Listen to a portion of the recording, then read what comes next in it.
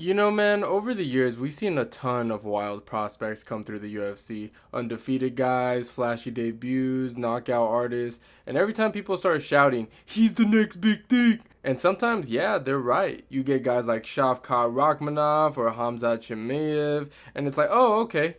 Like they're legit. They're monsters. They pass the eye test and the pressure test. But other times, man, you got Darren Till, you got Johnny Walkers, all flash, no depth, guys who look like future champions until they ran into somebody who wasn't that impressive. That's why these days, I try to stay neutral. I try not to jump on the hype train right away. You know, sometimes I'm very urgent to, but I wait now. I'm very patient. I want to see if the skills hold up when things start getting gritty, but I'm not going to lie to you. Gene Silva, that guy, he has aura.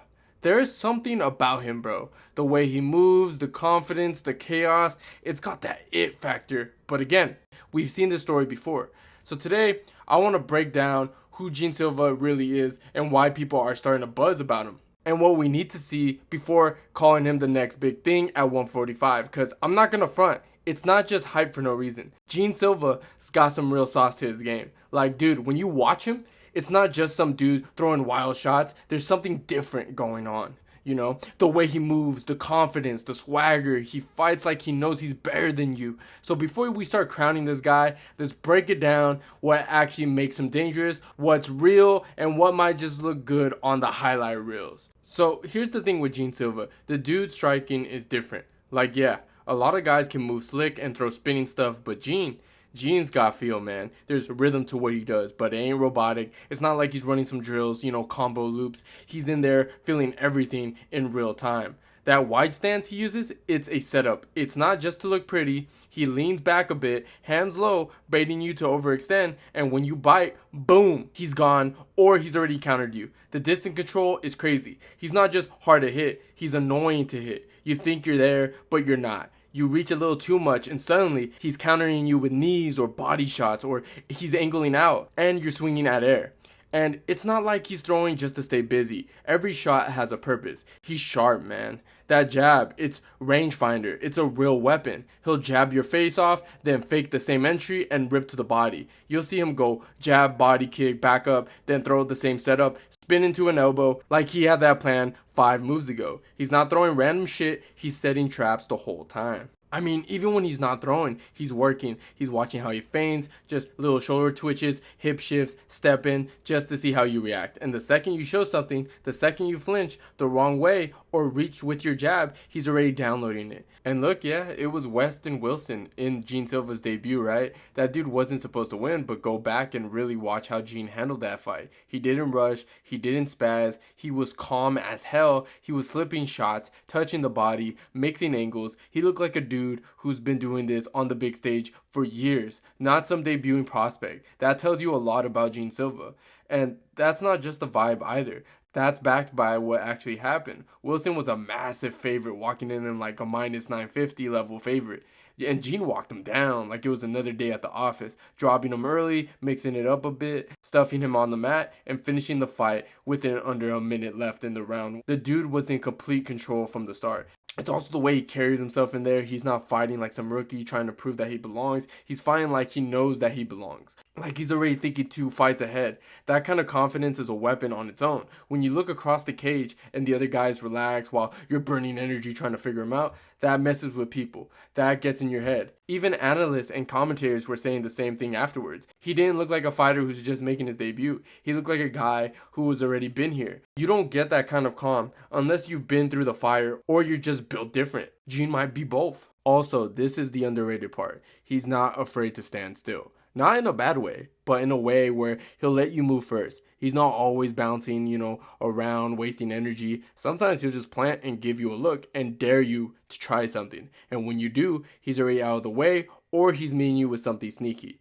His shot selection's mature. He's not just headhunting, he's working the legs, the body, mixing in elbows, knees, all at the right time. You could tell that this isn't a dude who's just doing what his coaches told him to do. He's got feel in there. He's got creativity, but he's not reckless. And the footwork, it's not traditional, but it works. He's not running laps around the cage. He's staying just out of range, circling when he needs to, but mostly just floating right in that uncomfortable zone where you think you can hit him, but never actually do. It actually frustrates guys. It forces them to reach, and that's when he goes to work. So yeah, his striking is his bread and butter. No question about that. And not just because it looks good, because it's smart. He's not out there point fighting or brawling. He's picking you apart. Clean, patient, and nasty when he needs to be. The dude doesn't just want to outstrike you. He wants to make you look bad while he's doing it. So as slick as Gene Silva looks, that same wide stance and the low hand style, it could be a double-edged sword. Yeah, it makes him hard to hit when he's fresh and in control, but bro,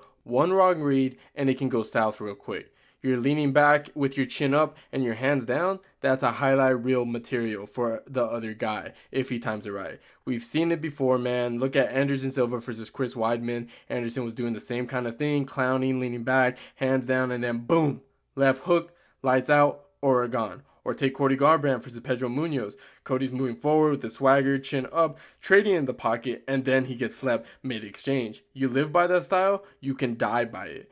Gene hasn't paid for it yet, but if he tries that same stuff against someone with a tight combination and real pressure, especially someone who doesn't bite on his feints, he might get caught. It only takes one dude with good timing and zero fear to walk him down and test that lean back game, okay? And his stance, dude. His stance, it makes it even easier to chew up his legs. His front legs just hanging out there. That wide base looks cool until someone starts chopping at it. You kill the leg and suddenly he ain't bouncing, he ain't slipping, he ain't spinning. That whole smooth rhythm he likes to work off, gone.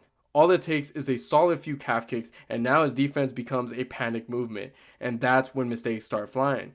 And yo, the front leg, it's waving at people. Like, hey, here's a free entry. I don't know how nobody's tested that yet, but when someone does, we'll see if G can adjust or if his whole style breaks down when the movement goes away. But here's another thing that nobody's really talking about. How emotional he gets when somebody clips him. He's calm when he's winning, no doubt about it, but you could tell when he gets touched or clean or feels momentum slipping, he starts firing wildly.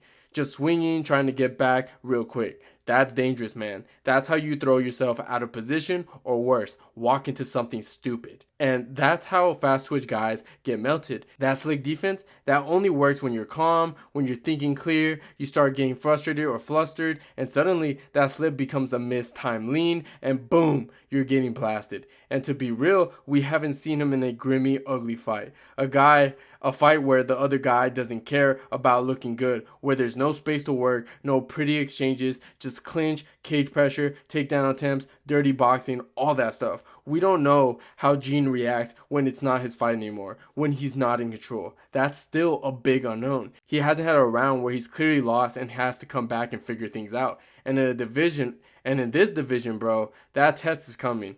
Probably with Diego Lopez. Eventually, someone's going to say, I don't care how pretty you move, I'm going to walk through this. Again, Diego Lopez. So yeah, everything looks great right now. He's slick, he's sharp, he's fun as hell to watch, but all that stuff comes with a cost if the fight flips on him. The low hands, the lean back defense, the big stance, the emotional side, when he gets hit, all of that's fine until it's not. We're going to find out one day if that style holds up when someone drags him into deep water, or it starts falling apart the second he's not the one setting up the tempo. Now, as for his grappling defense, the Bryce Mitchell fight showed us that was the first real shot we saw Gene Silva deal with someone who actually wanted to wrestle. And look, Bryce got him down early, in the first round. Early takedown, cool. But what happened? Gene popped right back up. No panic, no chaos, just handled it like it was just a regular exchange. From that point on, Bryce kept shooting, but it was mostly stuff. He never really got control time. Never settled into his game. Gene kept it moving, stayed calm, and didn't even let things spiral. And then out of nowhere, that ninja choke. Man,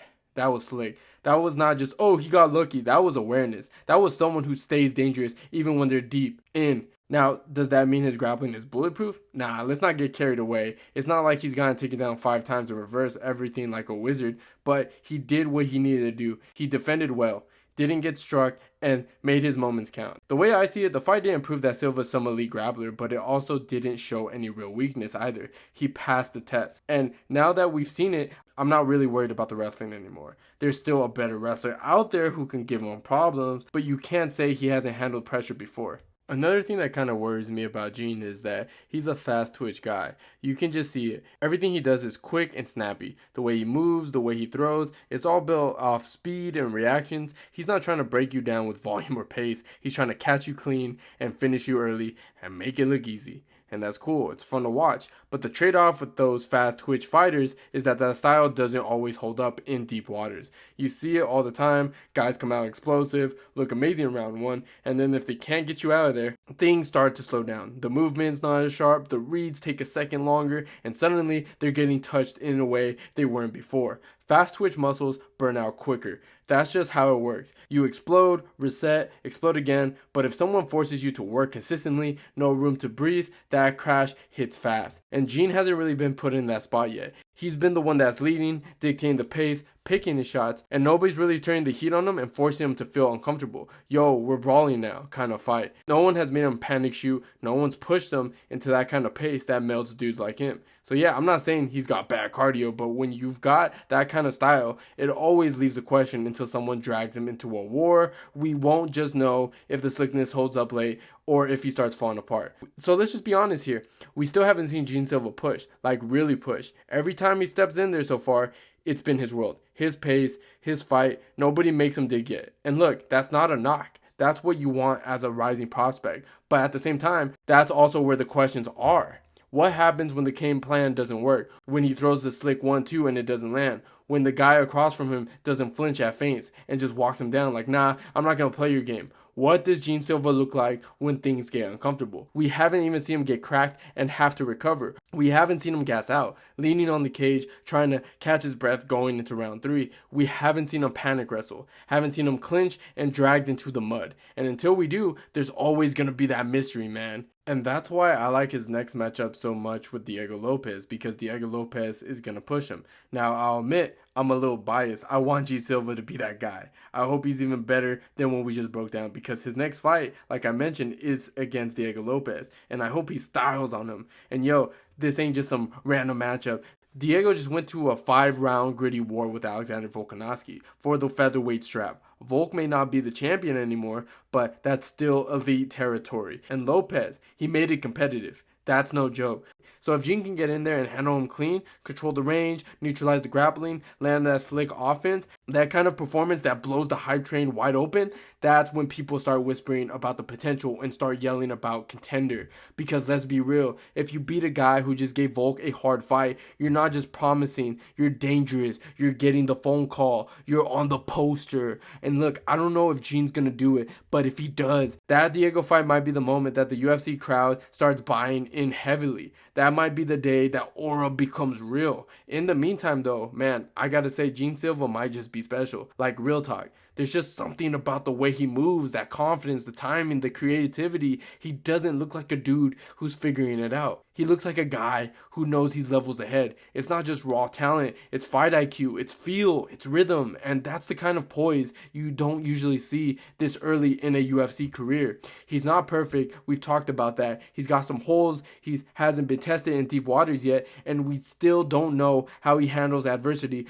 but that's the beauty of it, man. That's the fun part. Right now, he looks like someone who's worth watching, not just because of the hype, but because the skills are matching the energy, and if he keeps leveling up fight by fight, we might be looking at one of the next real players in this division. Time's gonna tell, but for now, I'm all in on keeping an eye on Gene Silva. Let's see what he does next against Diego Lopez. But with all that being said, those are my thoughts on the entire thing. What do you guys think? Let me know in the comments down below. And if you enjoyed the video, please leave a like. And don't forget to subscribe to the channel if you haven't already. And like always, guys, I'll see you guys on my next one.